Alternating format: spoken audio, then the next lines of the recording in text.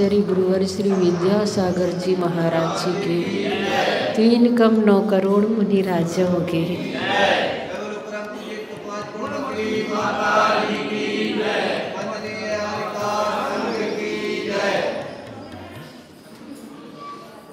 आज हम इस बात को समझेंगे कि स्वयं के प्रति राग और पर के प्रति द्वेष, इसका क्या प्रतिफल होता है। हम वास्तव में राग द्वेष की चक्की में प्रति समय पिस रहे हैं और शुभ अशुभ परिणामों को करके अपने संसार को बढ़ाते चले जा रहे हैं। यहाँ पर राग द्वेष करने वाला पुरुष क्या बिगाड़ करता है अपना, उससे उनको अकरणीय अर्थात न करने लायक जो होता है, उसी इस गाथा के माध्यम से आचार्य पूज्यपाद स्वामी बता रहे हैं। राग द्वेष द्वयी दीर्घ नेत्राकर्षण कर्मणा अज्ञानात् सुचिरं जीवा संसाराब्धौ भ्रमत्यसौ। यहाँ पर असौ यानी यह जीवाहा संसारी जीव, संसारी प्राणी संसार अवधौ संसार रूपी सागर में, संसार रूपी समुद्र में अज्ञानात् अज्ञान से राग द्वेष द्वयी राग द्वेष रूपी 2 दीर्घ नेत्राकर्षण कर्मणा मथानी की रस्सी को खींचने की तरह भ्रमति भ्रमता रहता है, घूमता रहता है। आपने देखा होगा कि जब नवनीत निकालते हैं, दही का मंथन जब किया जाता है, तब मटकी को संसार का रूप दिया गया है और उसमें जो मथानी डाली गई है उसे प्रतीक रूप में जीव को माना गया है। और उस मथानी में जो रस्सी होती है उसको खींचा जाता है, एक तरफ से खींचते हैं तो दूसरी तरफ से वह उसमें लिपटती चली जाती है, दूसरी तरफ से खींचते हैं तो इस तरफ से वह उसमें लिपटती चली जाती है, ऊपर से खुलती चली जाती है। तो जिस प्रकार से ये क्रिया होती है और वह मथानी उस मटकी में घूमती रहती है, ठीक उसी तरह से हमारा जीवन भी राग द्वेष रूपी लंबी रस्सी के माध्यम से संसार में हमारा भटकना जारी है। आज तक हम अपनी उस भटकन को रोक नहीं सके, उस श्रृंखला को तोड़ नहीं सके। राग द्वेष 10वें गुण स्थान तक होता है। राग आकर्षण का प्रतीक है और द्वेष अपकर्षण का प्रतीक है, विकर्षण का प्रतीक है। राग में स्वीकारता होती है और द्वेष में नकारात्मकता होती है। ऐसे राग द्वेष की तासीर को हम जानते हुए, समझते हुए छोड़ नहीं पा रहे हैं। इसके लिए कितनी साधना की ज़रूरत होती है, कितना पुरुषार्थ हमें करना पड़ता है, अपने आप को कितनी समत्व की साधना में हमें ढालना पड़ता है, तब कभी राग द्वेष की परिणति से हम बच पाते हैं। और वास्तव में हम भले ही कितना सिद्धांत अपने जीवन में हासिल कर लें, लेकिन अगर वह आचरण रूप हमारे जीवन में नहीं आ पाया तो हम उससे बच नहीं पाएंगे। मैंने पढ़ा कि एक जगह किसी नगर में मेले का आयोजन रखा गया। सारे लोग उस ओर भागे चले जा रहे थे, दौड़े चले जा रहे थे।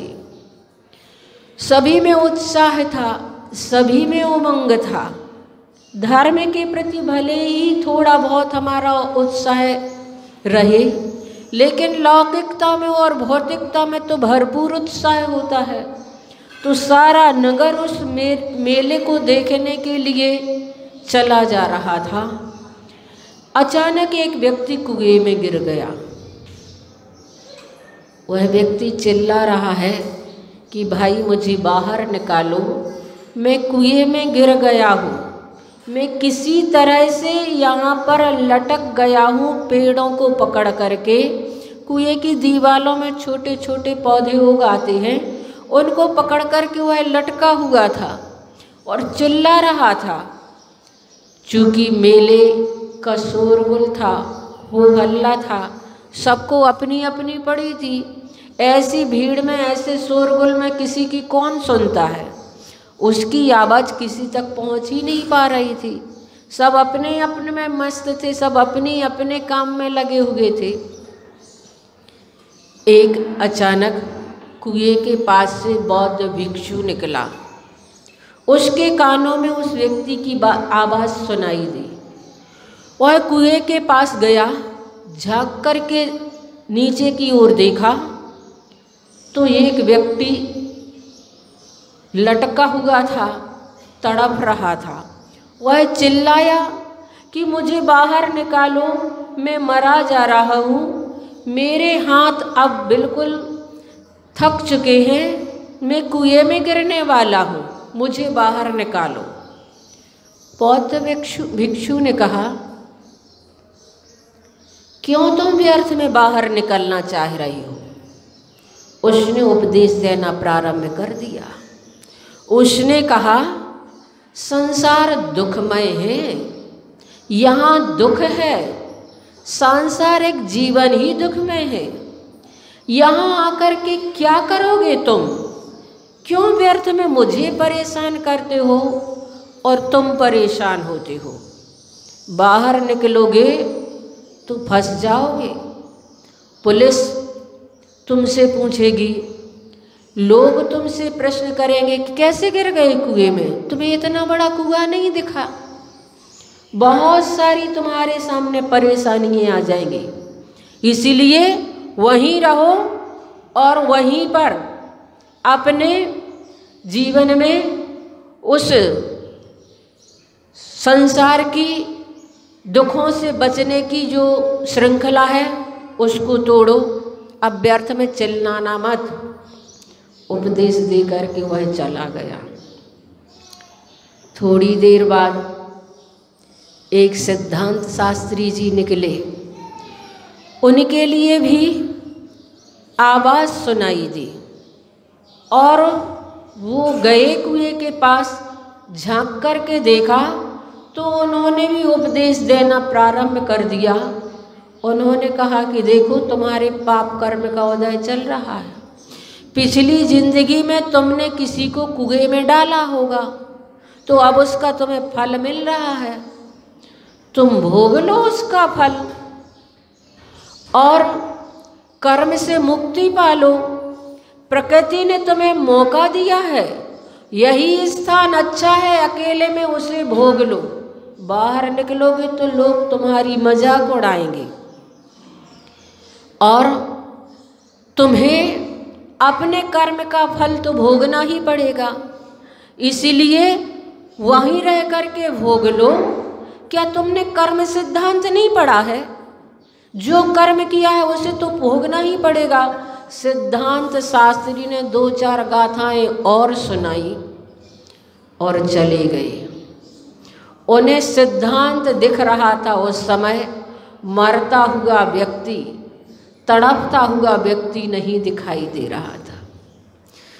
थोड़ी देर बाद वहाँ से एक नियतिवाद वाला व्यक्ति निकला। उसने कहा कि तुमने जैसा किया है और जैसा होना है उसको कोई नहीं रोक सकता है, कोई किसी का कुछ कर ही नहीं सकता। एक द्रव्य दूसरे द्रव्य का कुछ नहीं कर सकता है। वास्तव में जो होना है वो तो तय है। आत्मा तो अजर अमर है, आत्मा तो मरती नहीं है। शरीर क्षण भंगुर है, शरीर तो छूटना है, आज नहीं तो कभी न कभी तो छूटना ही है। तो तुम क्यों इस बात के लिए नहीं जानते हो? तुम व्यर्थ में क्यों परेशान हो रहे हो? जो जो देखी बीत रागने, सो सो होती होसी बीरा रे, अनहोनी ना होसी कभू, काहे होत अधीरा रे। क्यों इतने अधीर हो रहे हो? जो होना है, जो निश्चित है, वो तो तय है। अब क्यों परेशान हो रहे हो और दूसरों को परेशान कर रहे हो? वह नियतिवादी व्यक्ति उसके लिए इस प्रकार के उपदेश दे करके चला गया। चौथा व्यक्ति समाज सुधारक नेताजी वहाँ से निकले और जैसे ही उन्होंने सुना तो दौड़े दौड़े वहाँ पर पहुँचे और नेताजी ने अपना ही दुख व्यक्त करना शुरू कर दिया। भारत के संविधान में लिखा हुआ है कि प्रत्येक कुओं पर पाट होनी चाहिए, प्रत्येक कुओं पर दीवार होनी चाहिए। मैं कब से सरकार से मांग कर रहा हूँ कि यहाँ पर पाट बनवा दो, कुओं में दीवार उठवा दो, पर सरकार सुनती कहाँ है।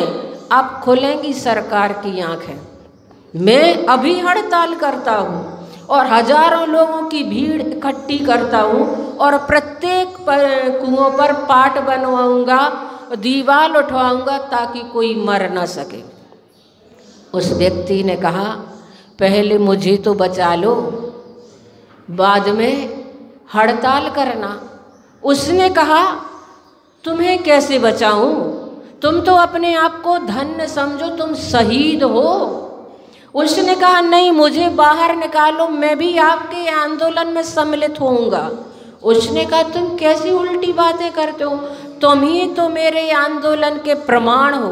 तुम्हें बाहर निकाल लूँगा तो फिर मेरे पास प्रमाण ही क्या बचेगा? इसलिए तुम ऐसे ही लटके रहो और मैं हजारों की भीड़ इकट्ठी करूँगा और लोगों को बताऊँगा कि वास्तव में किस प्रकार से ये सरकार करती है। और वह संविधान के पन्ने निकाल करके पढ़ता रहा, लोगों को इकट्ठा करता रहा, लेकिन उसे वह व्यक्ति नहीं दिखा। कुछ समय बाद एक जैन श्रावक वहाँ से निकले। उन्होंने देखा, उन्हें आवाज़ जैसे ही सुनाई दी, गए कुआं पर और उस व्यक्ति को देखा तो उन्होंने अपनी झोली में से रस्सी निकाली और कुएं में डाली। उस रस्सी को स्वयं उस कुएं में उतर गए और उस व्यक्ति को रस्सी के सहारे चढ़ा करके ऊपर ले आए। जैसे ही वह व्यक्ति बाहर आया तो कहने लगा कि आप बहुत महान हैं जो आपने मेरी जान बचाई। किन शब्दों में मैं आपका आभार व्यक्त करूं? मैं तो परमात्मा से प्रार्थना करता हूं कि हे परमात्मा, ऐसे लोग इस दुनिया में जन्मे। आपने मेरा जो उपकार किया, मैं जिंदगी भर आपका दास रहूँगा। आपके इस उपकार को मैं कभी भूल नहीं पाऊँगा। वह व्यवहार कुशल व्यक्ति था। पहला बौद्ध था और क्रमबद्ध पर्याय के ऊपर ही उस व्यक्ति के लिए तड़पता हुआ छोड़कर चला गया। दूसरा सिद्धांतवादी था। सिद्धांतों के उपदेश दे दे करके वह व्यक्ति को वैसा ही तड़पता हुआ छोड़ करके चला गया। तीसरा नियतिवादी था। कर्म फल को भोगने के लिए उसके लिए वहीं छोड़ करके चला गया। चौथा समाज सुधारक, जो सिर्फ मान सम्मान की धूल को एकत्रित करने में ही लगे रहते हैं। लेकिन उन्हें मरता हुआ व्यक्ति नहीं दिखाई दिया। बंधुओं, इन सारे उदाहरणों से हमें समझ में आता है कि मात्र सिद्धांत को रट लेने मात्र से सत्य उजागर नहीं होता है। सत्य उजागर होता है आचरण से, सत्य उजागरण होता है अपने व्यवहार कुशल जीवन से। हम संसारी प्राणी हैं, हमारे अंदर राग देश की परतें ऐसी पड़ी हुई हैं। उन राग देश की परतों में आचार्य श्री ने कहा कि तुम राग तो करो, लेकिन राग अपनी आत्मा से ऐसा करो, बाहरी सारी चीज़ों से राग करना छोड़ दो। अगर तुमने अपनी आत्मा से राग करना शुरू कर दिया तो वास्तव में तुम्हारे जीवन में वह आचरण प्रकट होगा जिससे तुम्हारी ये संसार की भटकन समाप्त हो जाएगी। द्वेष हमने दुनिया से तो किया, लेकिन अपने पापों से द्वेष नहीं किया, हमने व्यसनों से द्वेष नहीं किया, हमने अपनी कसायों से द्वेष नहीं किया द्वेष तो सिर्फ दूसरों से किया। दूसरों के अच्छे कामों को देख करके हमारे अंदर द्वेष का परिणाम तो चलता रहा, लेकिन हमने अपने कर्मों से द्वेष नहीं किया। आचार्य श्री की ये व्याख्या वास्तव में मुझे ऐसी लगी कि हम राग द्वेष तो करें, पर अपनी आत्मा से ऐसा राग करें कि सारे जड़ पदार्थों से राग हमारा छूट जाए, भौतिक शरीर से हमारा राग छूट जाए, और जिन जिन को हमने सत्य मान रखा है वो बाहरी सारी वस्तुओं से राग हमारा छूट जाए। और द्वेष अगर हमारे जीवन में हो तो कर्मों से हो, हमारे पापों से हमारे जीवन में इस प्रकार से द्वेष हो ताकि फिर वह कर्म हमारी आत्मा के पास आ ही ना सके।